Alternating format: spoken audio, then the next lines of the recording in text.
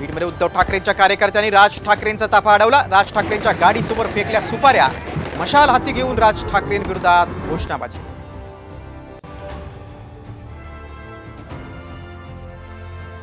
राज ठाकरे भुजबळ आंबेडकरांचा बोलवता धनी। सागर बंगल्यावर नाव न घेता जरांगे पाटलांचा फडणवीसांवर हल्लाबोल।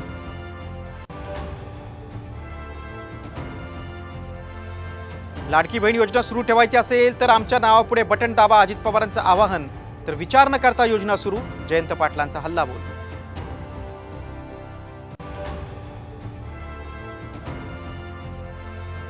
मोवियाचा मुख्यमंत्री पदाचा चेहरा आगामी काळात कळेल। उद्धव ठाकरेंच्या दिल्ली वारीनंतर राऊतांचा सूर बदलला, तर ज्यांच्या जास्त जागा त्यांचा मुख्यमंत्री होणार, पृथ्वीराज चव्हाणांची भूमिका।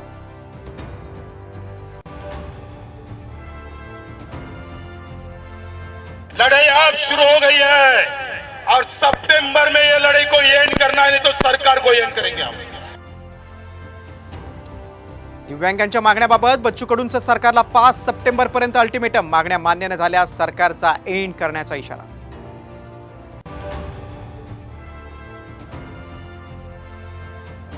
मुंबईतील आचार्य कॉलेजच्या हिजाब बंदीच्या निर्णयाला सुप्रीम कोर्टाची स्थगिती। कॉलेजला उत्तर दाखल करण्याचे आदेश।